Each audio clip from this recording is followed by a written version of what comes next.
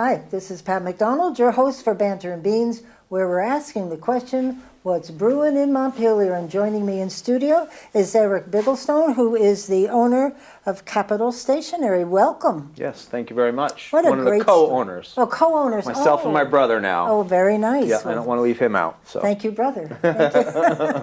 That is a great store. You have got so many cool things in there. Lots of stuff, for sure. Good place to shop for the holidays. For sure, yeah. We're ramping up right now. Oh, are you really? Yeah, frantically, but we'll get there. Well, before we started the video, we were talking about your history, of the Bigglestone history. We have a lot of history. Please tell us, what an amazing story.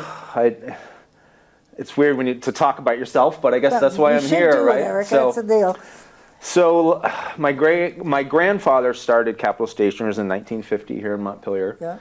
Prior to that, he was a traveling salesman out of Boston who covered New England for the National Blank Book Company. So he had always wanted to go out on his own and start his own business, and Montpelier was one of the accounts he called on, and I think he just saw a lot of potential. And he bought out a couple businesses and formed Capital Stationers, put that into all one basket.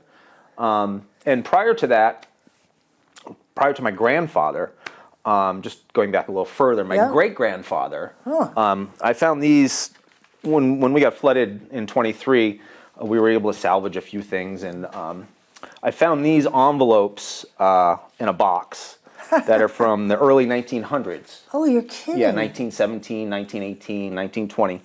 And it was my great-grandfather that worked for a company, Adams, Cushing, and Foster, which was a stationery store in Boston. Oh, so wow. we kind of go back a little further it's in the blood. The 1900s, yeah. And I brought the envelopes because I thought it was kind of funny. I have about 20 of them here. Nice. And the problem back then was this problem we have now, is nobody can spell Bigglestone. Oh. It never seems to be spelt right. I have Bigglesty, I have Biggerton, Beggerston. Oh, that's funny. Billestone. But they still all made it. Yeah, they did. The post office knew the post office still made it. So that was kind of a neat little thing I came across. I thought I'd share. Great. You should save those somehow. Yeah. Oh, yeah. We have them. We have them. So 1950, my grandfather started it, and then throughout the next 40 years, we expanded to different towns and cities in the state. And at one point, we had 7 stores. Oh, wow. So yeah, we've grown and we've contracted again. Right. So I've now been through pretty much all. You have just the one store just now? Just the one store in Montpelier, yeah. But I'm sitting here thinking, when you walk in, you have got just tons of stuff besides stationery. We do. Well, which is it can be confusing for people, I think, who have never been in our store. They see Capital Stationers, stationery store. They walk in and it's full of T-shirts and stickers and chocolate. And cups, a lot of cups. Yeah. So I mean, that's been that has been a conscious decision. A lot of that stationery items that we used to sell truckloads of either are not made anymore or people just don't use. So that portion of our business has shrunk over the years. And with technology, we weren't into computers. We didn't want to do any of that stuff. So we never really jumped on the technology aspect. So as that part has shrunk, we've expanded. Tourism is real big in Vermont. Vermont makes a lot of different things in our state. So we really try to embrace that. And people love it. So. Well, I told you before the show, I buy all of my Christmas cards at your store. And I've done it since I moved here in 1990. That's where I buy my Christmas cards. Yeah. But I also buy stationery because when you have something, I think, when you want to thank somebody or express your sorrow about something, there is nothing like receiving a handwritten note on good stationery. Yeah, I think that's making a comeback. I mean, we don't carry the fine stationery that we had once carried, but that aspect trailed off a lot, but it's really starting to come back. I think COVID was one of those things that we found that people were wanting to write letters to people more. So we were definitely. It seemed like things spiked around then, and people still love to send a card and a thank you. Like I insist that my children still send thank you cards. Thank you for that. Rather than texting. Some people they may text, but when it comes to family and good friends, just write a thank you note. That's it. I agree with you 100%. because I get, my face lights up when you get the grandchildren's thank you, Grandma. It's nice. Yeah. Anyway, well, you certainly explained why you moved to Montpelier and been here for a long time. Yep, Montpelier's great too. I mean, my grandfather obviously knew something. It's been nothing but wonderful to have a business in town, and the community treats us, the fellow business owners. We're a very tight-knit circle. We all get along with one another. We try not to step on each other's toes as far as merchandise goes. Yep. A lot of behind-the-scenes conversations of, oh, do you guys carry this? Oh, well, we're not going to bother with that. That type of thing. So we really try to exist together. And I heard that during the flood there were a lot of, do you have this, do you have that? And people just rallied around. And you can sense it here when you go into stores. There's just a feeling of I don't know, family. Yeah, I've always known it's existed too, but when this flood happened specifically, it put the proof in the pudding, I guess they say. It just, people came out in droves. And it's a hard thing to find, that camaraderie. I'm thinking about some other towns and cities, and I don't know. This is special here, I think. Yeah, I think so. I hear it a lot from people coming through the doors, tourists and people traveling through, like, my God, this downtown's amazing. We don't have a downtown anymore. Well, now I live in Berlin, and we don't have a downtown. We're working on it. They're working on building one. Yeah, they are. Because if you don't have a child in school, you're really out there, which thank goodness I don't at this age, but you don't really have that. So I get involved in town, because that's the only way you can meet other people, really. So I envy Montpelier, and I envy that you have Montpelier Alive. That seems to they've been fantastic. Unbelievable. She's done a great job. I don't think Montpelier would be where it is today if we didn't have that organization. Wow, what a great statement. I know we wouldn't be where we were today, because it provides a lot of direction, and it's not just about the business owners and the shop owners. It's a lot bigger than that. People come out of the woodwork to go to the events here. Yeah. So, but they really do support us, and it's a needed support. Otherwise, we're off doing our own thing, and it provides some structure and organization. Well, I know they were able to get commitments from people for serious funding once the flood hit. And that was really waiting for FEMA and SBA and the state. The Montpelier Live was there. And they're celebrating their 25th anniversary this year, which is great. We're celebrating our 75th anniversary this year. Are you really? So, 1950, 2025. Yes. That's 75 years. So what are you planning for the holidays? May 1st is the day we started business. So we generally celebrate our anniversary on May 1st. So I don't know yet what we're going to do, but we'll do something. I mean, it's not going to be a big blowout party, but just some recognition. I think tooting your own horn is a good thing, Eric. Yeah, maybe we'll display some of these cool envelopes for people to look at. It's that's great. And explain to them how you spell Bigglestone. Right. Yeah. Bigglestone. Be good. I actually did it right. So I was looking when you said that. I did it right. So you told me you were caught up in how many floods? So this last one in 23 was my 5th here in Montpelier. Wow. First one was in 92. When the big ice jam happened. And then it's been a series of, based on where our location has been, because it has changed over the years, depending upon what spot we're in, this town kind of floods in a weird way. You may not know, like, there's a flood happening, but it's happening in a basement of a building. Especially with a lot of the buildings along the river over by the Positive Pie parking lot. That's where we were for many years. In the 92, did you say? Yeah. I was commissioner of personnel in my building. The basement was all of our records for people's employment history gone. Well, we saved them, but it's a long story. But anyway, and when you looked at the aerial view, when Montpelier Live published the aerial view of this flood, I was blown away where it was. Yeah, we have there's a photo that I pulled off the internet that I had printed up, and we have it on our wall as you come in the store. Yeah, I mean, and people everywhere. Just walk in and just look at it, and they're like, it really gives a sense of, when we say the entire town, the entire city flooded. And people, I mean, homes, and it was terrible. It was everywhere, I was really shocked. Yeah. So you got pretty much wiped out this time, right? We all did. Yeah.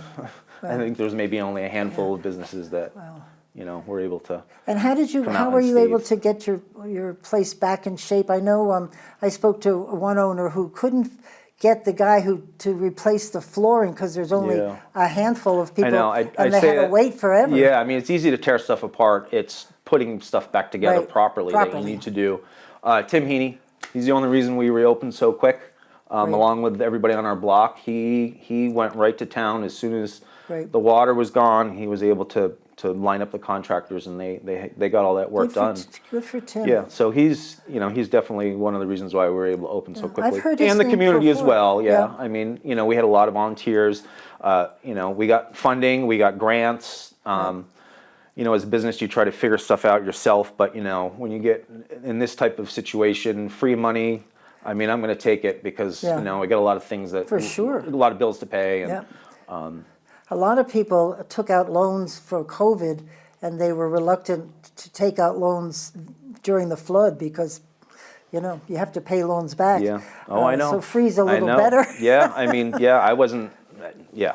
No, and they've really got. How much can you pay back? Yeah, right. You just Yep. don't bring in that kind of money. Yeah, and our family owns a building in town as well. Oh, so, do you? We obviously got hit there, so we needed to do some creative funding to get that back up. Have and you done running anything again. to your building itself to maybe? I don't know what to do. I mean, yeah. I've sat in many meetings and talked to many people that the term flood-proofing your building comes up. That does sounds that great, mean? but what does that mean? Right. I don't know what that means. Yeah. So. So do you have a lot of staff that work for you? I know there's always a couple no. of folks. No. No, we don't. It's just my brother and I, and then we have one other employee, Beth, who's been with us Oh. for over 20 years, and she's phenomenal. I mean, we've had multiple employees Yeah. over the years, of course, and we've always been blessed with great staff. That's We back when we had a lot more staff, there were people that had been with us for a long time Yeah. too. So I think it's a testament to my dad. I like to think I'm a good person too, but my dad was always a great Nice. guy, and everybody had a lot of admiration for him. And he treated people well. So. Well, it's a fun store to be in too. Yeah. I mean, it's got all kinds of cool stuff. Every does. place you look, there's There's something a lot of stuff. something different. Yeah. That's great. Yep. So, because I know some of the people have trouble hiring because Yep. it's what's happening all over. Yep. There's not enough workers these days. Yeah. So I'm glad. I mean, that I'd like to hire. I mean, at some point we'll probably hire more staff so that we don't have to be there as much. Right. My brother and I are there quite a bit. Yeah. And Beth's she's there quite a bit as well. So. What's But the we seem to most make it thing work. that you sell the most of there? Just what's hard to tell? Or Gosh, I would probably just have to go with a category of like clothing. Oh, It sounds yeah. weird that a stationery store, one of their best sellers is clothing, but we keep adding more and more, and it keeps selling. So we'll roll with what works. That's great. Was it mostly like Montpelier related sort of stuff? Vermont, Or- just Vermont, yeah, we have a category. Yeah. It's People a like pretty that. broad category, Yep. but it's definitely not. Like if you were to look at our sales 10 years ago, Stationery. maybe 5% of our sales was clothing, not That's like it great. is now. So. Well, you have excellent Christmas cards. I don't know who selects them or where they come from, but they're wonderful. Come from a lot of different places. Do you see the what is it, footpaths, people walking back and forth? Has that come back at traffic. all, or a foot traffic? No, I mean it's changed a lot. With COVID and of course flooding with state buildings. We don't get the everyday worker coming in all the time. Like there's people that you would see at least once or twice a week coming in on their lunch break or running an errand. Yeah. So we've had to kind of make some changes as to what we sell based on that. Yeah, because a lot of the state people are still working at home. They are, and I'm surprised at that. But I've been a commissioner once or twice, and I would want my people there. Yeah. The people that I work with in the office. So. Yeah. But I know my daughter works at home, and she absolutely loves it. She doesn't want to go back to work. Yeah, I mean, it personal preference, I guess. Yeah, and it must save money at some point in time because you don't need, if you plan ahead, you don't need that kind of space. Yeah, But and that's I the think it's random, so you can't And then that's really. the next question: what does Yeah. the state do with all these buildings that Right. nothing's going on, that Right. we've relied on people to come work in? Yeah. Something's got to be done. I don't have the answer, but Well, I'm surprised because that really kept the city alive and active. Yep. Yeah. Right.